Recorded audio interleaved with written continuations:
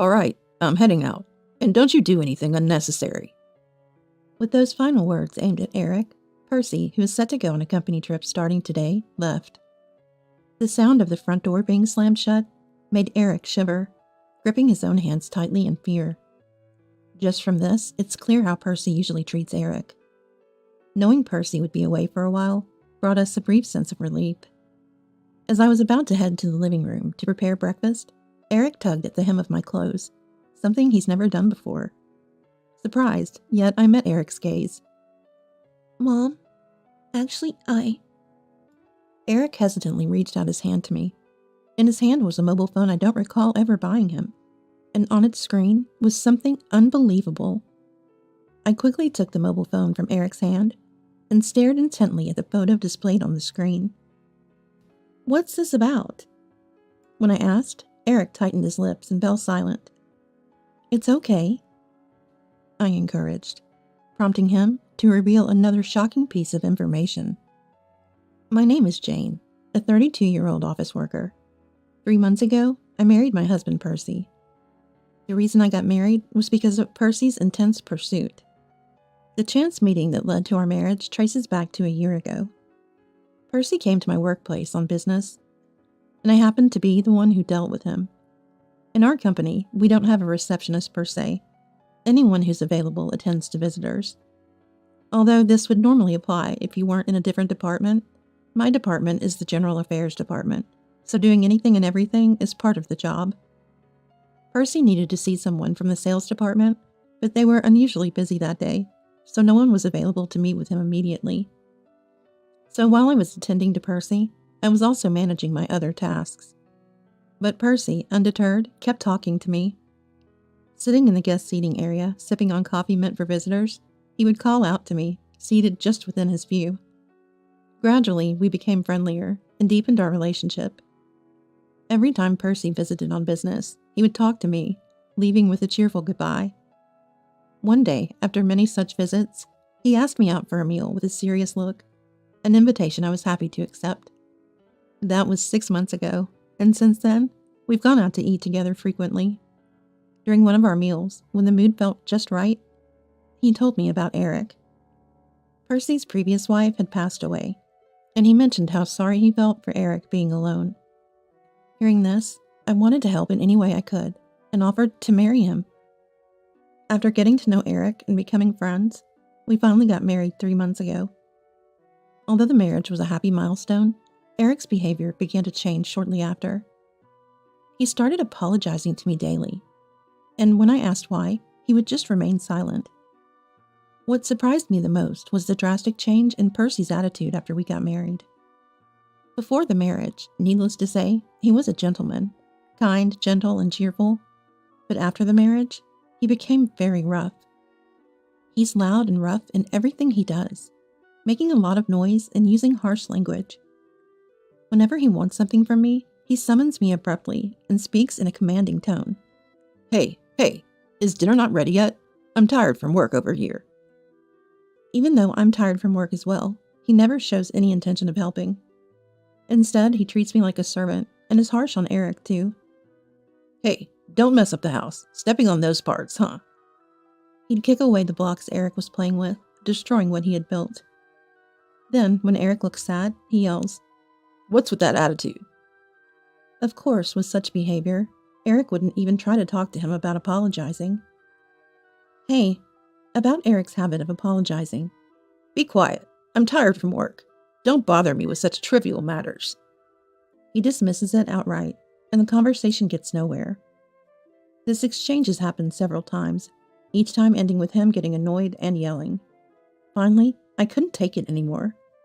Don't you care at all about your own child? When I say this, Percy shrugs dismissively, as if speaking to a young child. He's not my child, so don't worry about it. Even though he says that, it's wrong because I knew he was Percy's stepchild when we married. I was about to retort when my eyes inadvertently caught sight of the living room door. Eric was silently watching us through the gap in the door. Seeing me swallow my words, Eric quickly left the living room. Percy, not noticing this, thought he had won the argument and smirked before going to his room. I hardly slept that night, but morning comes regardless. I slowly got out of bed and started preparing breakfast. I'm not making breakfast for Percy. In fact, Percy hardly eats in the morning and stubbornly refuses to. The reason I'm preparing breakfast is for Eric, and my portion is just by the way. Yet when Percy sees the breakfast I'm making, he immediately starts complaining. Are you really going to feed him something so greasy first thing in the morning? That'll give him heartburn. Stop it. Percy makes a disgusted face as he looks at the potatoes I'm frying. As I was considering continuing from where we left off the day before, Eric appeared in the living room, passing by Percy.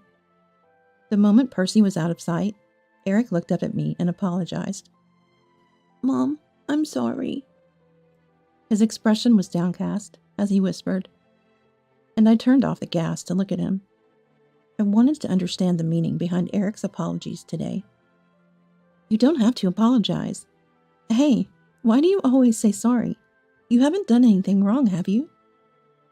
I asked Eric with a slightly troubled look, but he just shook his head repeatedly without saying anything. Then Percy came back into the living room, and Eric immediately started helping with breakfast. No matter how many times I asked, Eric never told me the reason. Eric didn't start apologizing to me from the beginning. It began about a month after I married Percy. He often apologized when Percy wasn't around, and at first I was desperate to find out more from Eric. But every time, Eric would dodge the question or act as if nothing happened. Moreover, it seemed like Percy had scolded him about it a few times, so now he only apologizes when Percy isn't there. Eric never telling me the reason left me feeling troubled. This time was no different, and I sighed secretly while preparing breakfast, just like Eric. Percy was already ready to go to work, showing no interest in us. After what happened yesterday, Eric probably won't talk even after Percy leaves for work today. While sighing disappointingly, we watched Percy leave for work and then ate breakfast. After dropping Eric off at the childcare center, I was once again pondering his apologies on my way to work. As I walked into the office, lost in thought, and reached for my employee ID, I noticed something unfamiliar in my bag. What? This? Inside, there was a crumpled piece of paper, and as I cautiously opened it, there were words written on it. It was in clumsy child's handwriting, and I immediately knew Eric had written it. I'll definitely talk next time. Seeing the earnestly written words, I was filled with unease. Eric, who had never talked before, was now promising to talk, even using the word definitely. Although I was happy, I couldn't shake off my anxiety as I went to work. Then I realized something. Percy will be away soon. It was a natural thought. Percy was about to go on a business trip, leaving the house empty, so there would be no interruptions. This meant Eric could talk to me without fear of being scolded by Percy. Realizing this made me oddly satisfied, and I focused on my work. As the day Percy would leave the house approached, I saw him packing with excitement the day before. Since he was in a good mood, he didn't nitpick over every little thing like he usually does. That alone made a big difference in how I felt, but it seems Eric didn't feel the same way. He looked as if he had made a decision, remaining silent all the while. That day, Percy was set to leave earlier than usual. After we got up, Eric timidly woke up a little later. I'll be going then. Make sure you don't do anything unnecessary. Percy directed his last words to Eric as he was about to leave for the trip. The sound of the door slamming shut made Eric shudder in fear, gripping his own hands tightly. Just that alone was enough to understand how Percy usually treated Eric. Good morning. As I spoke, I noticed Eric was almost crying. What's wrong? That just now with Dad? Was scary, wasn't it? Probably it wasn't just being yelled at as he was leaving. Percy has a habit of complaining as soon as he sees someone. So even on such a day, I thought he had complained when he encountered Eric. Knowing Percy would be away for a while brought us a short period of relief. Now, about to prepare breakfast, Eric tugged at the hem of my clothes. I was surprised, as he had never done such a thing before. But I met Eric's gaze. Yet Eric, looking like he was about to cry, apologized. I'm sorry, Mom. I'm sorry. Holding Eric as he cried big tears, I waited for him to calm down.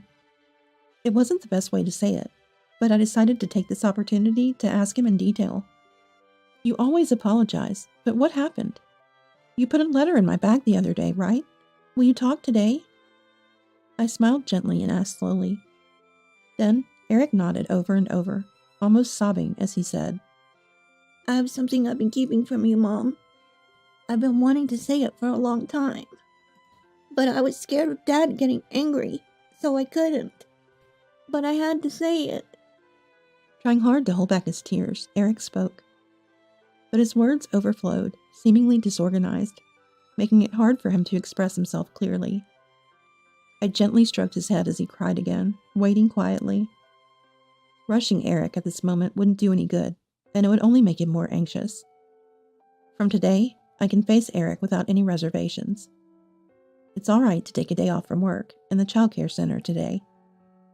I'll definitely talk next time. I wondered what Eric felt when he put those words in my bag. Confirming that was my priority. While thinking this, Eric seemed to calm down a bit. He was still hiccuping a little, but was now in a state where he could talk. The words he began to say and what he showed me left me utterly shocked. Mom, actually, Tentatively, Eric extended his hand to me. In it was a mobile phone I didn't remember buying for him. And even more so, the screen displayed something unbelievable. I quickly took the phone from Eric's hand and stared intently at the photo displayed. What's this about? As I asked, Eric clamped his lips tight, going silent. It's okay, I urged.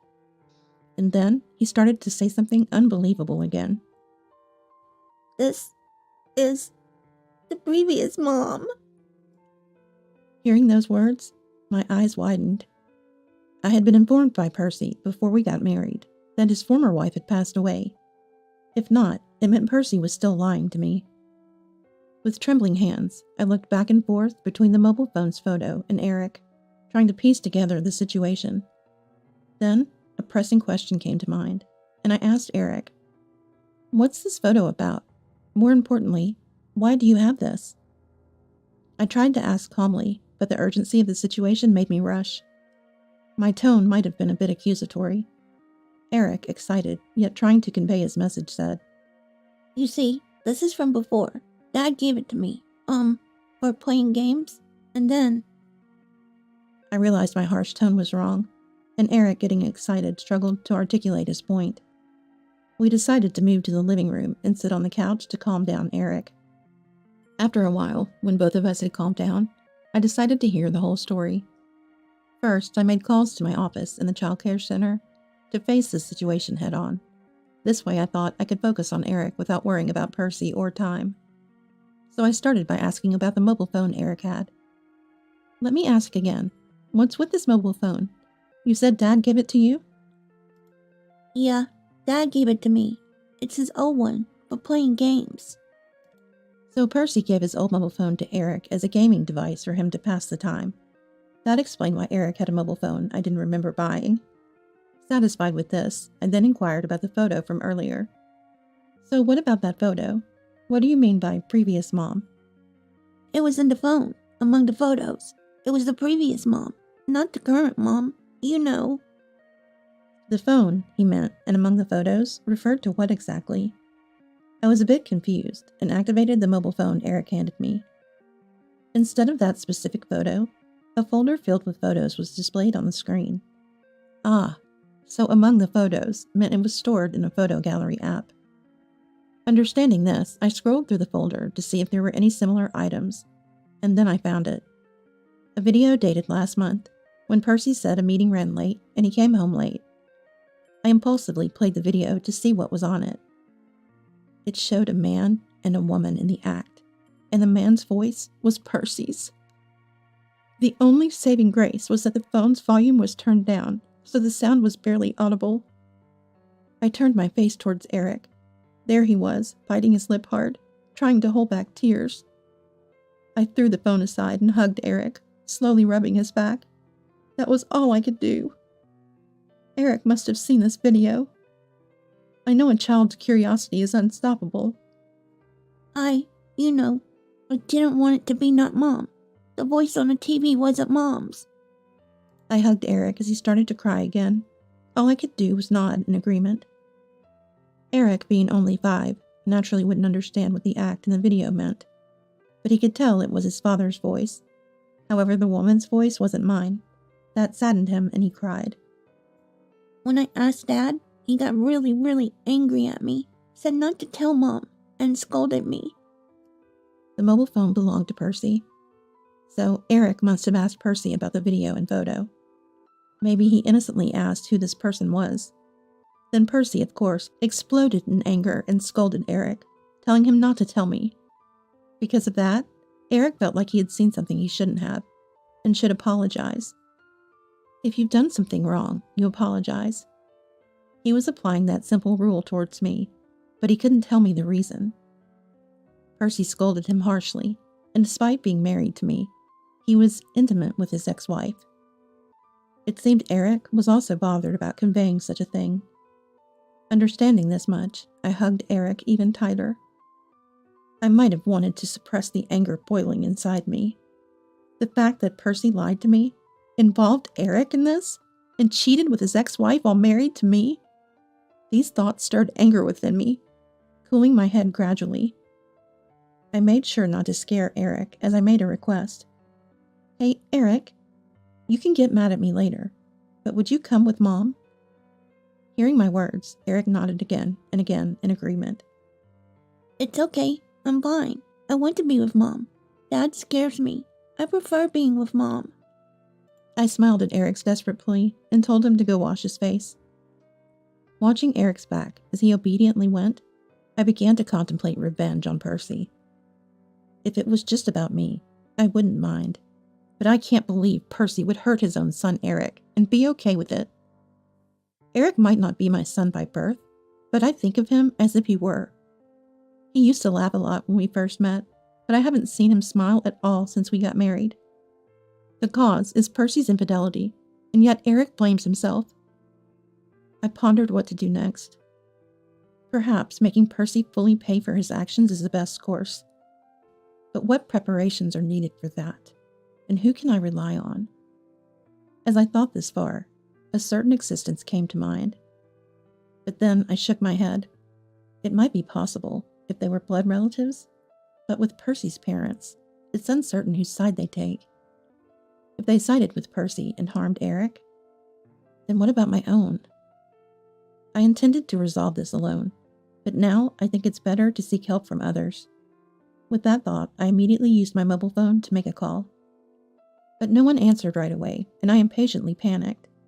While I was doing that, Eric came back from the bathroom and looked at me curiously. I gestured for silence by putting my finger to my lips, making sure he could see. Then I silently mouthed, "Shh." And finally, someone answered the phone. A few days later, Percy returned from his business trip. I immediately went out to meet him and told him we needed to talk. Hey, can't you see? I'm exhausted from the long trip. It's about Eric, isn't it? Let's do this another time. Percy tried to dodge the conversation, but I was not going to let him. I don't know where Percy had been, but I knew who he was with. It was late when he came back, and Eric was not here. So I could confront Percy without worrying about anything. That's not going to happen. It's about Eric, yes, but there's more than that. Don't think you can just run away from this. Maybe because I had never spoken to Percy in such a manner before, he furrowed his brows and turned to face me. What's with that tone? It's really irritating. I'll say it again. I'm tired. Let's talk later. He threatened me with a low voice, trying to intimidate me by yelling at close range. But such tactics no longer worked on me. Do you really think you can put it off? Unfortunately, I've heard everything. I heard it all from Eric on the morning you left. My words made Percy's face contort. No wonder.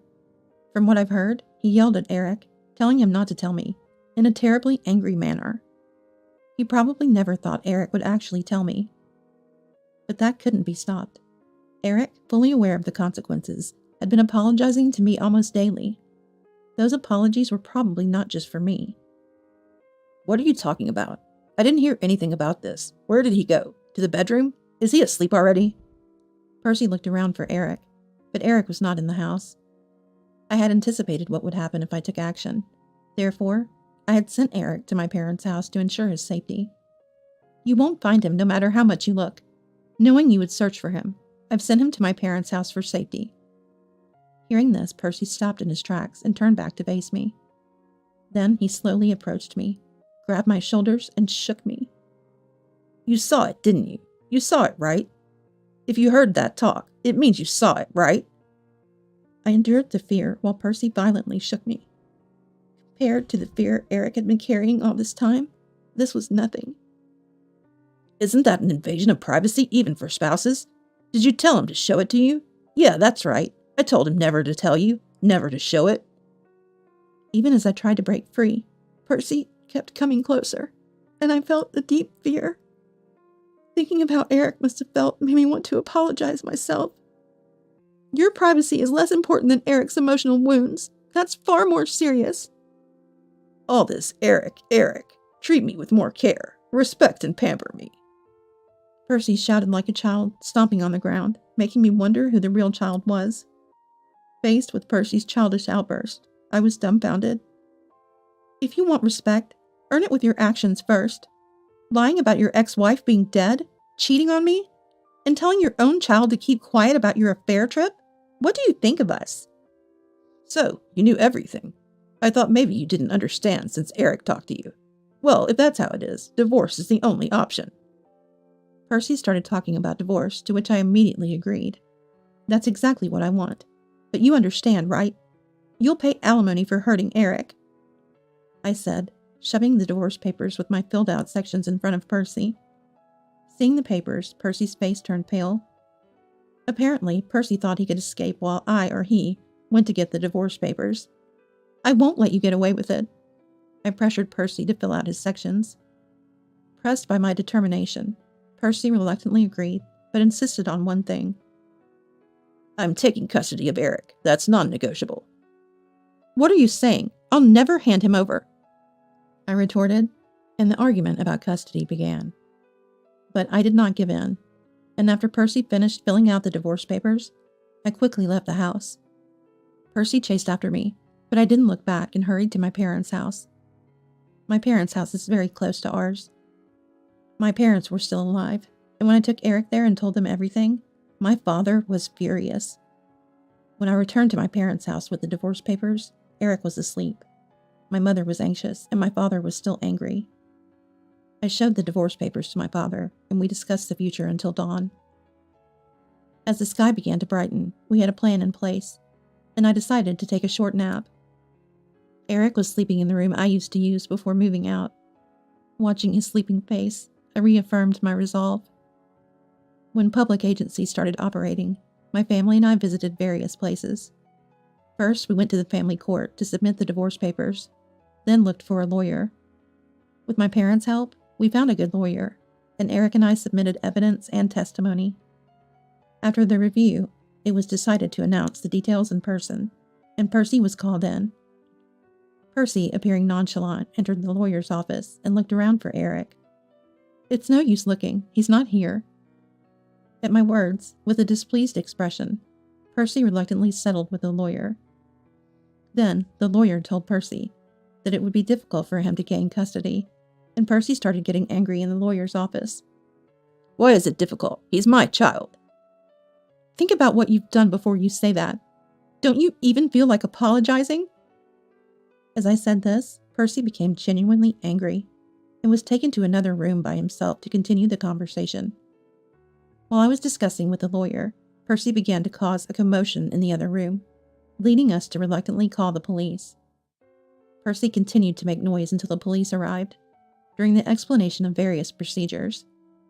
I became embarrassed, wondering why I ever married such a person, as Percy broke through other lawyers' and clerks' attempts to stop him and barged into the room I was in. Just as he was about to become violent, the police finally arrived. The moment the police entered, Percy was nearly apprehended for assault on the spot. Despite this, he continued to struggle, resulting in Percy's fist hitting a police officer's face. This led to charges of obstructing the execution of official duties, and Percy was finally taken to the police station. After the stormy presence of Percy was gone, the office informed me they had no intention of representing Percy. It was understandable. Feeling apologetic, I helped clean up the disheveled office. During this, my parents and Eric, who had been sheltered in another room, came out. Eric's eyes were red, as if he had been crying. I had hoped not to put him through such fear, yet I ended up doing just that.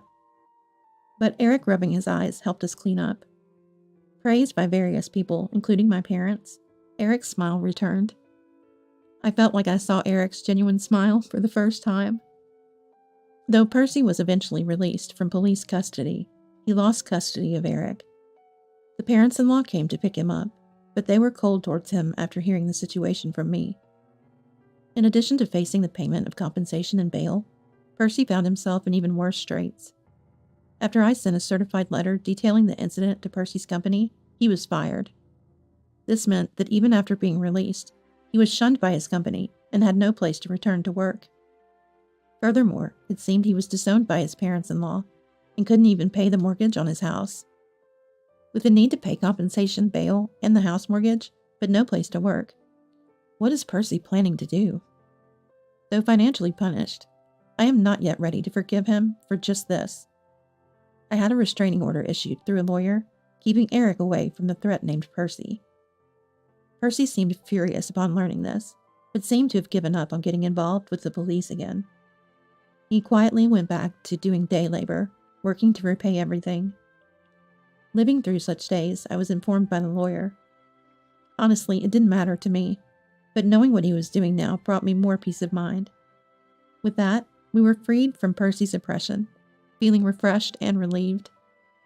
However, I still have some lingering regrets. It's about the ex-wife I was told had passed away.